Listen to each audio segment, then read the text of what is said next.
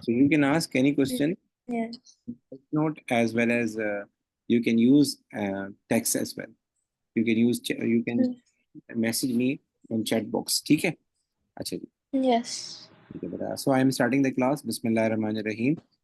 First of all what we will learn that what is accounting. सबसे पहले हम ये समझेंगे कि जैसे आप अकाउंटिंग पढ़ रहे हैं, अकाउंटिंग क्यों पढ़ रहे हैं, अकाउंटिंग क्या होती है, ताकि इसकी इम्पोर्टेंस हमारे जहन में हो. तो सबसे पहले हम ये सीखेंगे कि what do you mean by accounting. Accounting कहते किसे हैं.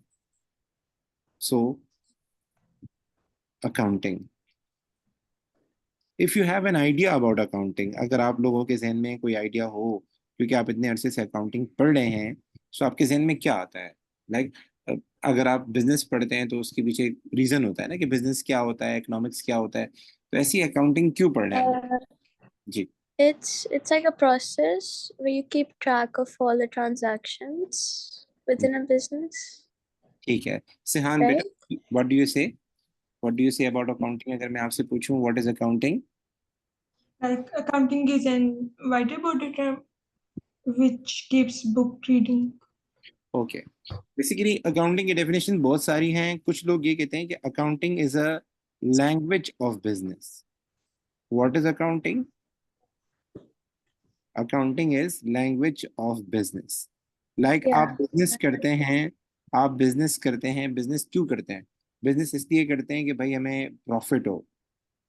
बिजनेस इसलिए करते हैं कि भाई हमने पैसे लगाए हैं तो हमें प्रॉफिट हो. वो प्रॉफिट हमारे लिए एज ए रिटर्न काम कर रहा होता है, एज ए रिवॉर्ड काम कर रहा होता है. तो अगर प्रॉफिट होगा तो हमारा बिजनेस कंटिन्यू होगा. तो ये प्रॉफिट कैसे कैलकुलेट होगा. How I will know about profit. मेरा प्रॉफिट हो रहा है या मुझे लॉस हो रहा है, ये कैसे पता लगेगा.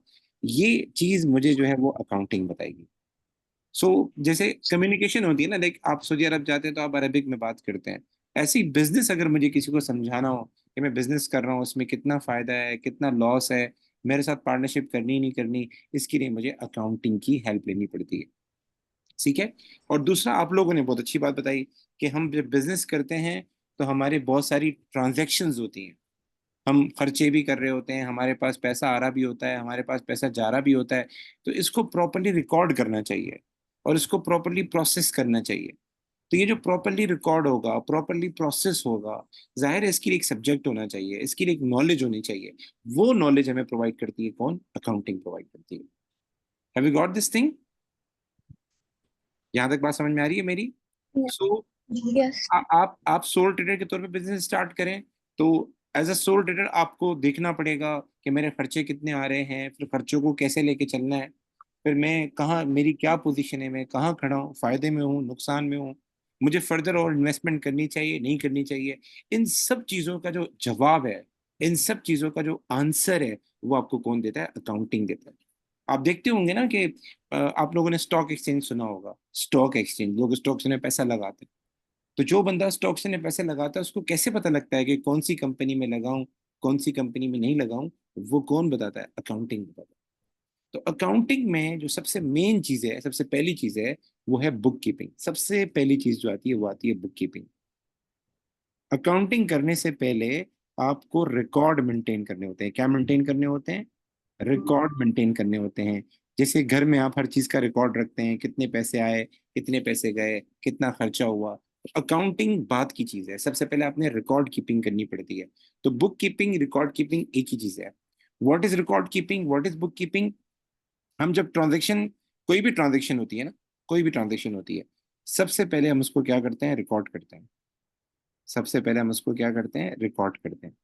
कोई भी ट्रांजेक्शन होती है, रिकॉर्ड करने के बाद, उसको रिकॉर्डिंग करना भी कहते हैं, जर्नलाइजिंग भी कहते हैं. रिकॉर्ड करने के बाद हम उसको क्या करते हैं. उसको हम क्लासिफाई करते हैं. तो क्लासिफिकेशन, कि ये जो ट्रांजैक्शन हुई हमने रिकॉर्ड की, ये कहाँ जाएगी. एसेट में जाएगी, लाइबिलिटी में जाएगी, कैपिटल में जाएगी, ये हम सीखेंगे आगे क्लासिफिकेशन किसे कहते हैं. तो सबसे पहले हम जब रिकॉर्ड बनाते हैं तो सबसे पहले हम चीज़ों को रिकॉर्ड करते हैं, नोट डाउन करते हैं. नोट डाउन करने के बाद हम सोचते हैं इसको कहाँ लिखना चाहिए, किस कैटेगरी में लिखना चाहिए. उसके बाद हम क्या करते हैं, उसको फर्दर समराइज करते हैं. जो भी चीजें हमने रिकॉर्ड की हैं उसको आगे फर्दर क्या करते हैं, समराइज करते हैं. उसकी एक समरी बनाते हैं। ये जो हमने रिकॉर्ड बनाया है, ये अगर मैंने कैश का रिकॉर्ड बनाया तो कैश का टोटल कितना हुआ, हमने बैंक का रिकॉर्ड बनाया, बैंक का टोटल कितना बना। फिर आगे जाके हम सीखेंगे ट्रायल बैलेंस, तो हमारी ट्रायल बैलेंस का टोटल कितना था। आगे जाके हम सीखेंगे बहुत सारी चीजें, हम सीखेंगे जाके आगे ना, टी अकाउंट्स बनाना, टी अकाउंट्स को बैलेंस करना। तो what is book keeping? Book keeping is record keeping, चीजों का रिकॉर्ड बनाना, चीजों को रिकॉर्ड करना, फिर उनको क्लासिफाई करना, फिर उसको समराइज करना। ये सारा क्या कहलाता है? बुक कीपिंग कहलाता है। Are you getting my point? Yes. तो बुक कीपिंग के अंदर क्या होता है? पेपर में सवाल आया, हम टी अकाउंट्स बनाते हैं। टी अकाउंट्स को बोलते हैं लेजर अकाउंट्स। तो अगर हम लेजर अकाउंट्स बनाते हैं तो ये किस में आएगा? बुक कीपिंग में आएगा। और जो बंदा बुक कीपिंग करता है उसको बोलते हैं बुक कीपर। उसको हम क्या बोलते हैं? Book keeper. पेपर में सवाल आया, हम जो है वो बुक्स ऑफ प्राइम एंट्री बनाते हैं। ये हम आगे सीखेंगे बुक्स ऑफ प्राइम एंट्री क्या है। सबसे पहले चीजें बुक्स ऑफ प्राइम एंट्री में रिकॉर्ड होती हैं। तो बुक्स ऑफ प्राइम एंट्री कौन बनाता है? बुक कीपर बनाता है। ये किस में आता है? ये बुक कीपिंग में आता है। पेपर में सवाल आया, हम जो है वो जितने भी टी अकाउंट बनाए हैं इनको प्रॉपरली बैलेंस करते हैं। जितने भी हम टी अकाउंट्स बनाते हैं उसको आखिर में बैलेंस करते हैं कि कैश का बैलेंस कितना है, बैंक का बैलेंस कितना है। ये काम किसका है? ये आपका बुक कीपर का है। ठीक है। तो इसको हम इंशाल्लाह आगे जैसे चीजें आती जाएंगी तो फिर और ज्यादा क्लियर होता जाएगा। अभी आपने चीजें पढ़ी नहीं, मतलब अभी आप सिर्फ ट्रांजैक्शन पे हो, तो आपने चीजें पढ़ी नहीं। तो चीजें पढ़ेंगे तो चीजें ज्यादा ज्यादा क्लियर होंगी। ठीक है, यहाँ तक बातें क्लियर है कि बुक कीपिंग क्या है, रिकॉर्ड कीपिंग है, रिकॉर्ड मेंटेन करना, रिकॉर्ड बनाना। Yes. ठीक है। I have a doubt. जी जी। Yeah, what do you mean by classification? Like, classification means if there is a transaction, if there is a transaction for suppose के एक transaction भी है, मैं लिख देता हूँ। If there is a transaction, owner started या invested, owner started business with cash $1,000। Owner started business with cash $1,000। पहले मैं इस ट्रांजेक्शन को रिकॉर्ड करूंगा, लेकिन जब मैं रिकॉर्ड करूंगा तो एक मसला आएगा। आप लोगों ने पढ़ा होगा डबल एंट्री बुक कीपिंग। मतलब हर ट्रांजेक्शन के दो इम्पैक्ट होते हैं, एक होता है डेबिट, एक होता है क्रेडिट। या कोई कोई चीज बढ़ती है, कोई चीज कम होती है। अब मुझे बताएं कि ये जो ट्रांजेक्शन हुई है इसमें कौन से दो अकाउंट अफेक्ट हुआ? the cash account? हाँ, ये जो कैश आप बोले ना, क्लासिफिकेशन कर रही है, Mm, मतलब आप इसमें okay. क्लासिफाई कर रही है कौन सी कैटेगरी पे इम्पैक्ट पड़ा। दूसरा क्या है इसमें? Owner. Owner is a source. जब ऑनर सोर्स होता है, किसी भी चीज की सोर्स अगर ऑनर हो तो उसमें हमारे पास क्या आता है? कैपिटल आता है। क्या आता है? कैपिटल आता है। हम Capital. ऑनर के नाम से अकाउंट नहीं बनाते हैं, हम ऑनर की जगह कैपिटल के नाम से अकाउंट बनाते हैं। Capital means an investment done by. तो ये जो आपने बताया ना मुझे कि सर इस पूरी ट्रांजेक्शन में एक कैश है जिस पे इम्पैक्ट पड़ रहा है, दूसरा ऑनर है इस पे इम्पैक्ट पड़ रहा है, ये आपने क्लासिफिकेशन की है। ठीक है। जी. अच्छा जी। अब आते हैं सर, अकाउंटिंग क्या है सर? अकाउंटिंग इससे बड़ी चीज है। अकाउंटिंग जो है, book keeping is a narrow term. Book keeping is a narrow term, accounting is a broad term. Accounting में बुक कीपिंग भी आती है, लेकिन जहां बुक कीपिंग एंड होती है, जहां बुक कीपिंग एंड होती है वहां से फिर अकाउंटिंग स्टार्ट होती है। अच्छा, आप में से किसी ने सवाल पूछा है कि sir what does ledger account mean? अच्छा जी, अभी आप लोग, Yes. हाँ हाँ जी जी, अभी आप लोग जो है ना वो सीख रहे हैं, ट्रांजेक्शन रिकॉर्ड करना सीख रहे हैं ना। अभी आप लोगों ने टी अकाउंट्स नहीं बनाए, आगे जाके हम बनाएंगे टी अकाउंट्स, कैश का टी अकाउंट, बैंक का टी अकाउंट, इनको हम बोलते हैं लेजर अकाउंट। तो मसला पता है क्या है? अभी शुरुआत है हमारी ना। तो बुक कीपिंग क्या है, जब हम आगे पढ़ते जाएंगे तो चीजें आहिस्ता आहिस्ता क्लियर होती जाएंगी। तो ये मैंने आइडिया दिया है कि चीजों को रिकॉर्ड करना, हम पहले रिकॉर्ड करना ही सीखेंगे। तकरीबन हमारा Okay. शुरू का टाइम रिकॉर्ड करने में लगेगा। तो रिकॉर्ड करते वक्त बहुत सारी चीजें सामने आएंगी। लाइक मैंने आपको बताया बैलेंसिंग करना, बुक्स ऑफ प्राइम एंट्री, फिर आगे ट्रायल बैलेंस, ये सारे रिकॉर्ड के अंदर इन्वॉल्व है। तो ये जैसे जैसे आगे हम जाते जाएंगे चीजें क्लियर होती जाएंगी। ठीक है। जी. तो व्हाट इज अकाउंटिंग? अकाउंटिंग जहां बुक कीपिंग एंड होती है ना, मतलब आपने चीजें रिकॉर्ड कर ली, सब कुछ मेंटेन कर लिया, आपने सारे रिकॉर्ड बना लिए, अब क्या होगा?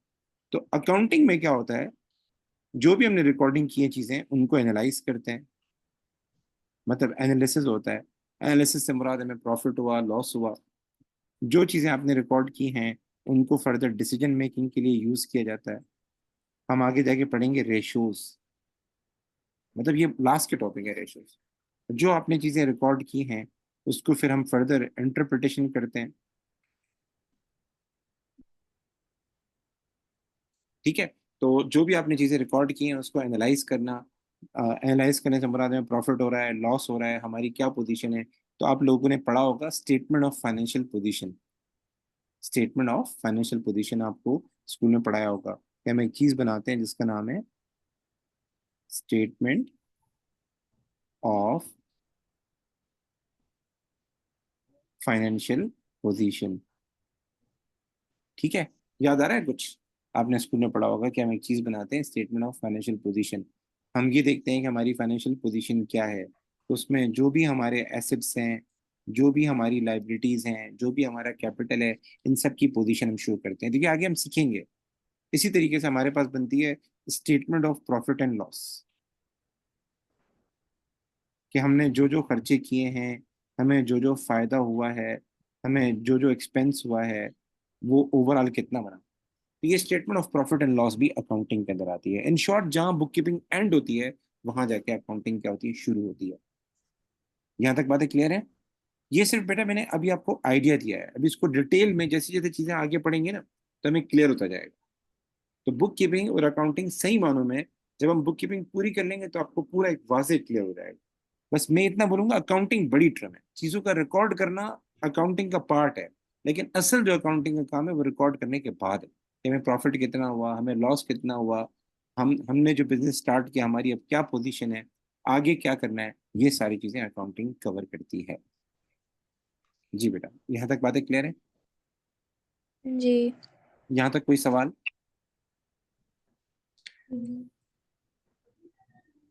सेहान बेटा यहाँ तक कोई सवाल? मैं बहुत तेज बोल रहा होता हूँ, मुझे काफी लोग बोलते हैं कि सर शोएब अख्तर की और ब्रेटली की बॉलिंग स्पीड से ज्यादा आपकी बोलने की स्पीड अभी तक तो ठीक है। है। ठीक है चले सही। अच्छा अब आगे चलते हैं, आगे हम चलते हैं। अब जब हम चीज़ों को रिकॉर्ड करते हैं तो रिकॉर्डिंग के अंदर मसला आता है क्लासीफाई करने का। तो हमारे पास अकाउंटिंग में जो हम चीज़ों को रिकॉर्ड करते हैं सबसे पहले आता है कि जब चीज़ों को हम रिकॉर्ड करते हैं तो उसको क्लासीफाई करना पड़ता है। तो according to classification, head of accounts, head of accounts से कहते हैं कि लाइक बुनियादी चीज़ें होती है ना, हर चीज़ की एक बुनियाद होती है। जैसे आप इकोनॉमिक्स में पढ़ते होंगे तो एक होगा माइक्रो, एक होगा मैक्रो। तो पूरी अकाउंटिंग पांच चीजों की गिरद घूमती है, पांच चीजों की गिरद गिरद घूमती है। उसको कुछ लोग प्यार से अल्सर भी लिखवाते हैं, पर हम उनको जरा, एक को बोलते हैं assets, And the other is the liabilities. Other is the liabilities, शाबाश। उसके बाद आता है इक्विटी या कैपिटल, इक्विटी या Assets mean the good things, and the liabilities mean the bad things. Liabilities भी अच्छी होती हैं अगर आपको फायदा हो, ठीक है, बाकी अच्छी बात है, एसेट्स फायदेमंद चीजें होती हैं। अच्छा जी, और इक्विटी के बाद आता है हमारे पास एक्सपेंसेस, फिर आता है हमारे पास इनकम। वैसे तो तीन है, ठीक है ना, लेकिन बाकी डेरिवेटिव है, मतलब उसका पार्ट है। तो ये चार पांच चीजें जिसकी गिर्द हमारी पूरी अकाउंटिंग जो है वो रिवॉल्व कर रही होती है। इसमें सबसे मेन आइटम है आपका एसेट्स। तो आज हम एसेट्स पढ़ेंगे, एसेट्स क्या होते हैं। सबसे पहले आते हैं एसेट्स की तरफ।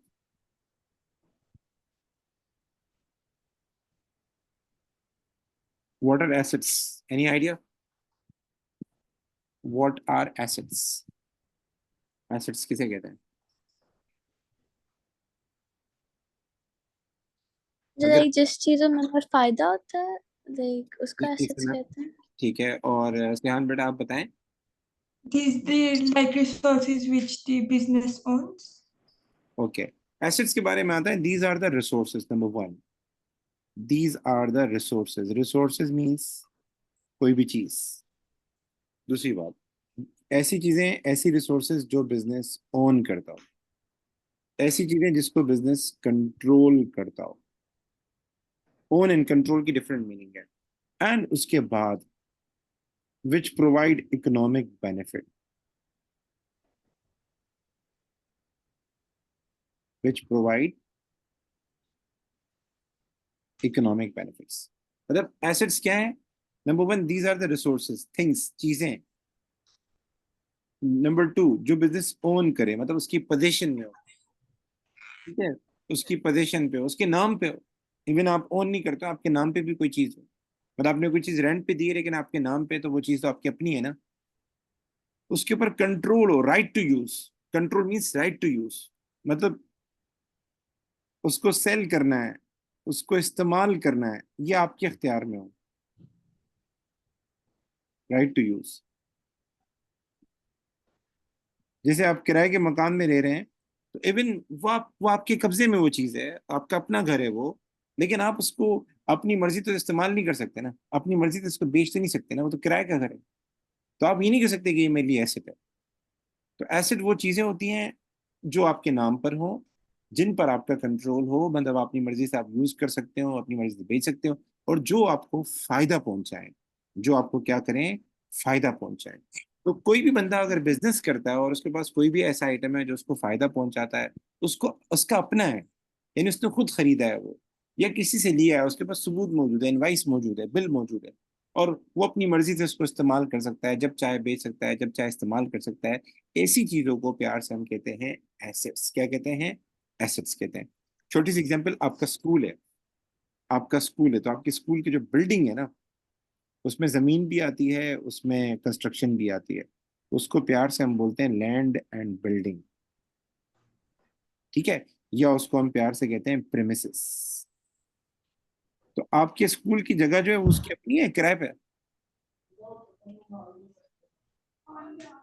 आपके स्कूल की जो जगह जो है, जो बिल्डिंग है, वो उसकी अपनी है, ये किराए पे? अमूमन ये होता है कि जो बड़े स्कूल होते हैं उनकी जगह अपनी होती है, उन्होंने खुद खरीदी होती है, फिर इस पे कंस्ट्रक्शन भी खुद करवाई होती है, तो वो जगह उनकी अपनी होती है। और क्या ख्याल है, वो उस जगह का उनको क्या फायदा होता है? उनको रेंट बच जाता है, और अमूमन बहुत अरसे तक उनके पास होती है, साल, 2 साल, 3 साल, 4 साल। तो इस चीज को प्यार से हम क्या बोलेंगे? ये उनके लिए क्या है? एसेट्स है। ये प्रीमिसेस उनके लिए क्या है? एसेट्स है। Are you getting my point? मेरी बात समझ में आ रही है? Yes. तो आपके स्कूल में फर्नीचर होगा,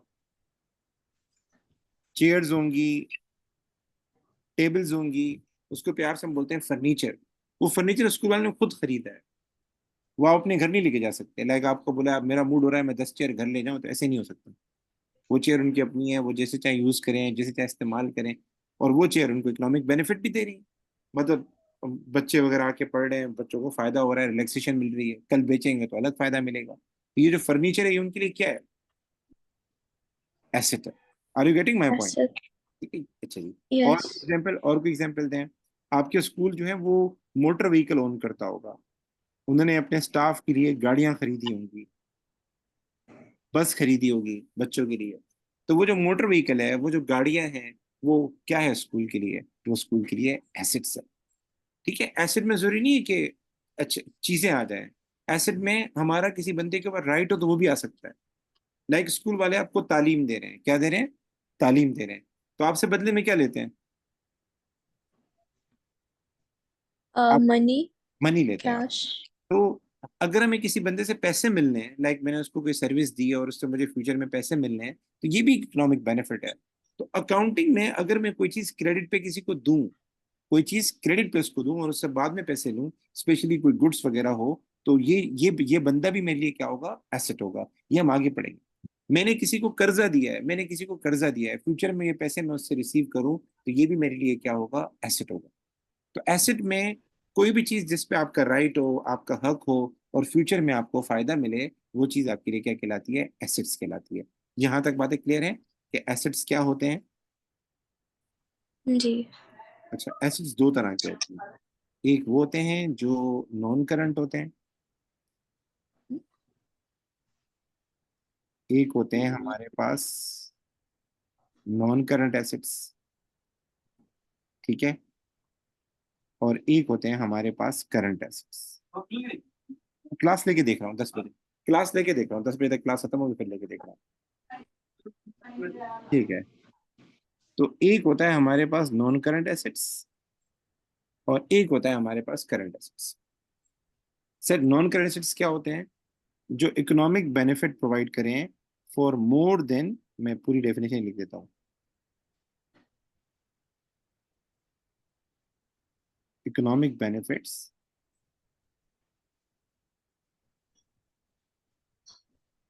for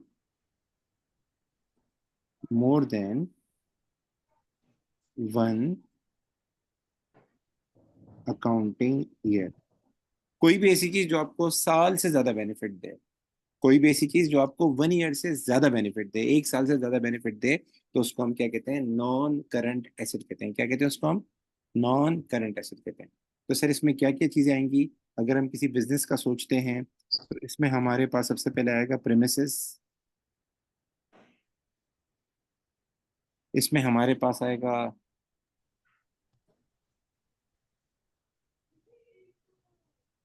इक्विपमेंट,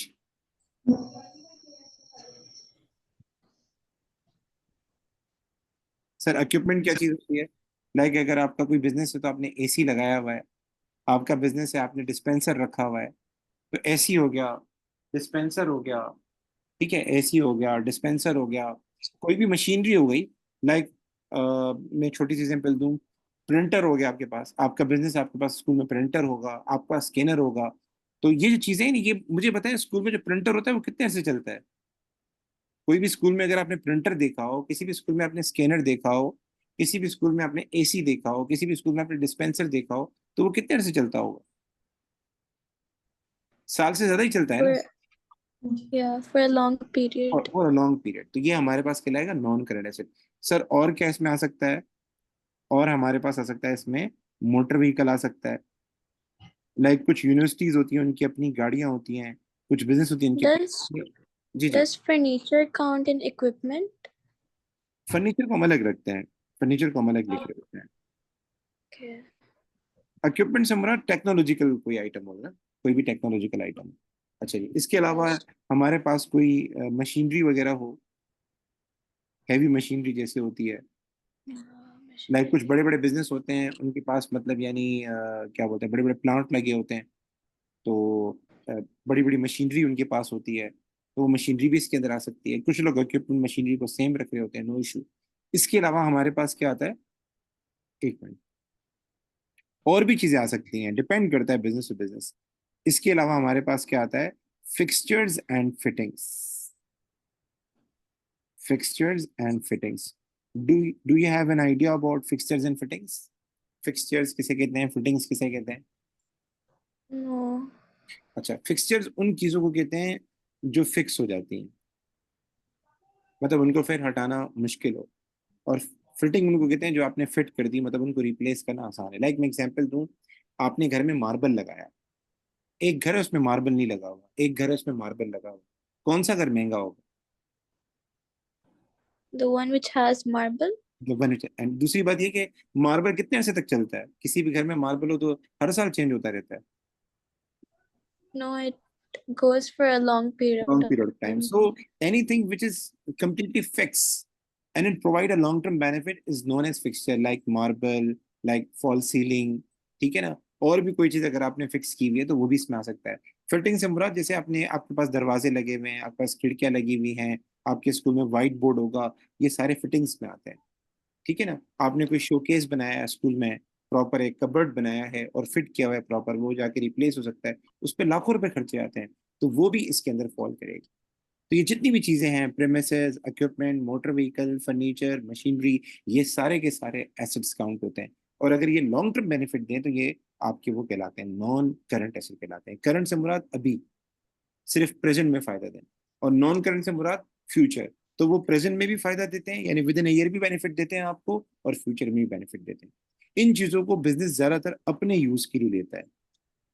इन चीजों को खरीदने का मकसद क्या होता है?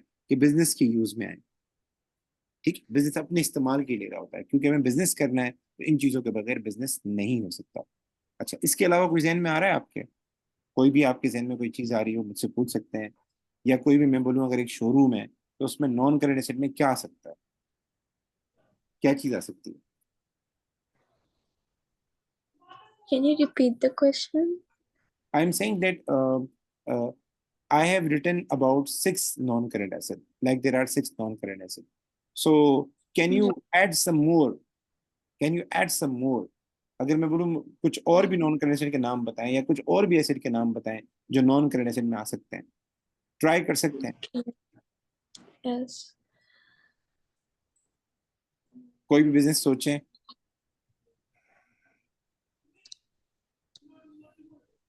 चले जी, हम आगे चल लेते हैं, चलो कोई इशू The electric plants, जी जी।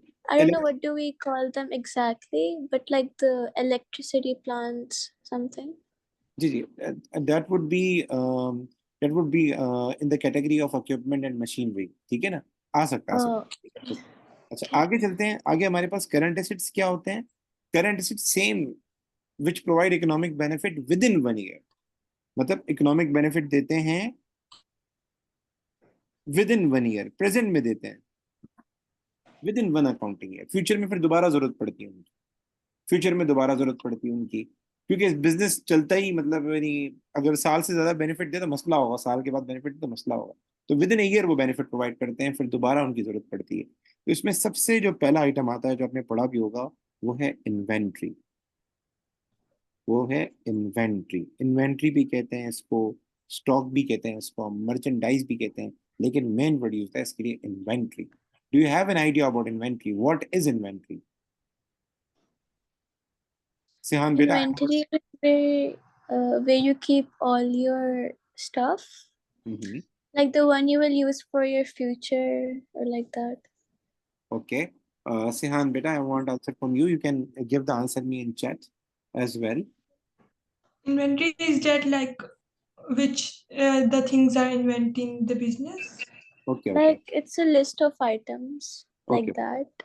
Inventory means these are the items। मैं लिख देता हूँ, अलग से बताता हूँ आपको। इन्वेंट्री क्या, इन्वेंट्री जो होती है, इन्वेंट्री का मतलब होता है these are the items। Hmm. Basically ये गुड्स होते हैं, Hmm. गुड्स होते हैं। गुड्स से मुराद, बिजनेस के एंगल से गुड्स का मतलब क्या होता है? Items bought for resale. देखिए मैंने आपको नॉन करेंट में एक बात बताई कि नॉन करेंट एसेट वो होते हैं जो बिजनेस अपने यूज के लिए लेता है, बिजनेस यूज के लिए लेता है। ये जो आइटम होते हैं बिजनेस कभी अपने नहीं लेता, बिजनेस रीसेल के लिए लेता है, क्योंकि हमें पैसे कमाने हैं। तो एक एक होता है बिजनेस ट्रेडिंग। मैं एग्जांपल देता हूँ। ट्रेडिंग बिजनेस वो होता है जो चीज बाय करता है, सस्ते में बाय करता है, और आगे जाके क्या करता है, महंगे दामों सेल करता है। तो एक ट्रेडिंग बिजनेस होता है, वो चीजें सस्ते में बाय करता है, कम पैसों में बाय करता है, इकोनॉमिकल प्राइस पे, चीपर प्राइस पे, एंड देन महंगे दामों सेल करता है। ये जो सऊदी अरब में बड़े बड़े मार्ट है ना, सब यही कर रहे होते हैं, सारे के सारे मार्ट यही कर रहे होते हैं। वो टॉफीज लेते हैं, डिफरेंट आइटम्स लेते हैं, खिलौने लेते हैं, टॉयज लेते हैं, कम पैसों में बाय करते हैं, बल्क में बाय करते हैं, और आगे जाके महंगे दामों सेल करते हैं। तो जितने भी आइटम उन्होंने इसलिए बाय किए, इनको आगे सेल करना है, अपने इस्तेमाल नहीं रहना, आगे बेचना है। इसको हम प्यार से कहते हैं inventory. For example, take an example of showroom. एक शोरूम वाला है, एक शोरूम वाला है, शोरूम वाला मेनली क्या कर रहा होता है? कार सेल कर रहा होता है। तो कार उन्होंने अपने यूज के लिए नहीं खरीदी होती। तो जितनी भी कार उनके पास खड़ी हुई है, अभी तक सेल नहीं हुई, ये भी एसेट्स हैं। जितनी भी कार उनके पास खड़ी Uh, हुई है, डिस्प्ले Sir, में। I have a doubt. Yes yes. What do they do with their old stocks? I haven't, मुझे समझ में नहीं है आपकी बात, आप दोबारा रिपीट करें, आप क्या कहना चाह रही हैं? Like, what do they do with their old stocks? जो मतलब sell नहीं हो रहे, like जो अच्छा, old जी stocks जी। होते हैं. देखिए बाज दफा चीजों को सेल होने में टाइम लगता है, इट टेक्स टाइम। तो पहले तो ये क्या करते हैं, नॉर्मली वेट करते हैं, मतलब इनको पता है कि महीना लगेगा, 2 महीने लगेगा। जब इनका स्टॉक सेल नहीं होता तो फिर ये ऑफर्स लगाते हैं, आपने देखा होगा ना, 50% ऑफ, क्लियरेंस सेल्स, 30% ऑफ, फिर इंस्टॉलमेंट पे निकालते हैं। मतलब दे हैव मेनी वेज। सो इनको पता है अगर हमने ये कारें नहीं बेची, ये कारें पुरानी हो जाएंगी, आउटडेटेड हो जाएंगी, फिर लोग नहीं खरीदेंगे। तो फिर ये क्या करते हैं, प्राइसेस कम करते हैं, ऑफर लगाते हैं, डिफरेंट डिस्काउंट ऑफर निकालते हैं। तो शुरू में तो नहीं करते, शुरू में वेट करते हैं ताकि हम ज्यादा कमाएं। लेकिन जब टाइम पीरियड ओवर होने लग जाता है और उनको लगता है अब चीज आउटडेटेड हो जाएगी, तो फिर ये ऑफर्स लगाते हैं। देखिए सब्र जमील, Okay. चीजों में टाइम लगता है। एक और एग्जांपल दूं। एक फर्नीचर वाला है, उसकी फर्नीचर की शॉप है, तो उसके पास दुकान में चेयर्स पड़ी हुई हैं, उसके पास दुकान में टेबल्स हैं। तो ये जितनी भी चीजें उसके पास पड़ी हुई है दुकान में, क्या इसने अपने यूज के लिए है या बेचने के लिए है? जी गाइस, Yes. ये चीजें जो दुकान में उसके पास पड़ी हैं, चेयर्स हो गया, टेबल हो गया, बेड हो गया, सोफा हो गया, फर्नीचर शॉप के पास, फर्नीचर रिटेलर के पास, क्या ये इसने अपने लिए खरीदी है या आगे बेचने के लिए खरीदी है? To like sell it. हाँ, इसको हम बोलेंगे इन्वेंट्री। क्या बोलेंगे? इन्वेंट्री। एक स्टेशनरी शॉप है, एक स्टेशनरी शॉप है। स्टेशनरी शॉप समझते हैं? जिसके पास पेन्स Yes. मिलेंगे, बुक्स मिलेंगे, पेंसिल आपको मिल जाएगी, आपको कॉपीज, बुक्स, नोटबुक, ये सब मिल जाएंगे। उसकी दुकान में जितनी भी बुक्स पड़ी हुई हैं, उसकी दुकान में जितनी भी बुक्स पड़ी हुई हैं, जितनी भी कॉपीज पड़ी हुई हैं, जितनी भी पेन्स मौजूद हैं, जितनी भी पेंसिल मौजूद हैं, इन सबको हम प्यार से बोलते हैं inventory. So inventory are the item bought for resale, जो आपके पास अभी मौजूद हैं, सेल नहीं हुई, उनको प्यार से बोलते हैं इन्वेंट्री। ये भी एसेट होती है। तो मुझे एक सवाल का जवाब दें, ये जितने बिजनेस हैं, ये क्या दुआ करते होंगे कि सामान आज सेल हो जाए या साल के बाद सेल हो? Okay. Can you repeat your question? Your हाँ, voice is lagging. जी जी। मैं ये कहना चाह रहा हूँ कि जितनी भी ये जो शॉप्स वाले हैं, शोरूम वाले हैं और स्टेशनरी वाले हैं, ये क्या दुआ करते होंगे कि हमारा सामान आज ही सेल हो, हमारा सामान आज ही सेल हो, या फिर साल के बाद सेल हो, पढ़ा रहे हैं साल के बाद सेल हो। It means like वो Um, चाहते हो कि आज ही हो। हाँ, बिल्कुल बिल्कुल, सब बोलेंगे आज ही सेल हो जाए, वरना पड़े पड़े खराब हो जाएगा, पड़े पड़े आउटडेटेड हो जाएगा, खर्चा बढ़ जाएगा। तो इसीलिए इसको हम बोलते हैं करंट एसेट। क्यों? क्योंकि हर बिजनेस चाहता है कि ये हमें विद इन बेनिफिट प्रोवाइड करे, इसलिए हम इनको बोलते हैं करंट एसेट्स। यहाँ तक बातें क्लियर है कि इन्वेंट्री क्या होता है? yes. चलिए, मैं अगर आपसे सवाल पूछूं, आप मुझे बता देंगे कि इन्वेंट्री में क्या क्या आएगा? अच्छा जी, मैं एग्जांपल देता हूँ आपको।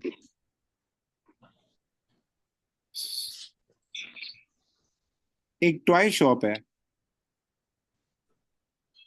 उसकी इन्वेंट्री में क्या आएगा? All the toys, right? Excellent, all the toy, शाबाश। एक स्कूल है, उसकी इन्वेंट्री में क्या है? Furnitures? नहीं, फर्नीचर तो वो सेल ही नहीं करता। No, like study, like they give student lectures and Like the education. Education. Education, देखिए इन्वेंट्री के लिए, inventory is a physical item. Inventory is a physical item, means it is a tangible item, it has an existence, it has an existence. And I use the word trading, कि ऐसे business जो चीजें bye करते हैं और आगे cell करते हैं, ऐसे बिजनेस जो आगे बाय करते हैं और आगे सेल करते हैं। Oh, yeah, तो school स्कूल में, जी, does trading, right? They Trading as well, right? हाँ, they don't do trading, they don't do trading. School जो है वो Mm. एजुकेशन दे रहा है, वो चीजें बाय करके सेल नहीं करता। They they do some action and you pay for action. तो schools come Uh, under service sector. किस में आता है? service सर्विस सेक्टर में sector. आता है। सर्विस सेक्टर क्या करता है? एक्शन करता है, और आप उन एक्शन के पैसे देते हैं। डॉक्टर देते हैं, डॉक्टर एक एक्ट करता है, मतलब आपको कंसल्टेशन देता है, आप उसको उसके पैसे देते हो। ठीक है, इसी तरीके से आप वकील के पास जाते हैं, वकील एक एक्ट करता है, आपका केस लड़ता है, आपके बिहाफ पे बात करता है। तो for this act you paid. तो स्कूल में क्या होता है? टीचिंग होती है, टीचिंग एक एक्ट है, आप उसके पैसे देते हो। तो there is no inventory, there is no inventory in school. Yeah. ठीक है, तो स्पेशली जो स्कूल का मेन मकसद है, वो तो कोई चीज सेल करना नहीं है, वो कोई चीज खरीद के तो नहीं सेल करते, वो आपको सर्विस दे रहे होते हैं। तो सर्विस में इन्वेंट्री नहीं आती। ठीक है, एक और example, Wait, example. what about the canteens? हाँ, कैंटीन में आ सकती है, if they have the canteen. Yeah. If they have the canteen, तो कैंटीन के अंदर जितने भी बेवरेजेस हैं। Because they buy the stocks yes and yes, sell it forward to the students. If there is a canteen, तो canteens के अंदर जितने आइटम है वो आएंगे इन्वेंट्री में। You are right. अगर उनके पास कैंटीन है, उसमें आइसक्रीम है, उसमें बेवरेजेस हैं, उसमें स्नैक्स हैं, वो सारे के सारे आपके इन्वेंट्री में आएंगे, वो इन्वेंट्री में आएंगे, they will count in. Yes. ठीक है, so this is all about today. इंशाल्लाह हम नेक्स्ट क्लास रखेंगे ट्यूसडे वाले दिन। ट्यूसडे के दिन इसी टाइम पे क्लास रखेंगे और करंट एसेट को कंप्लीट करेंगे और साथ में लाइबिलिटीज भी पढ़ेंगे। ठीक है, तो मुझे बताएं यहाँ तक कोई चीज नहीं समझ में आ रही हो तो बताएं। It's clear. इट्स क्लियर, ठीक है, ओके। कोई सवाल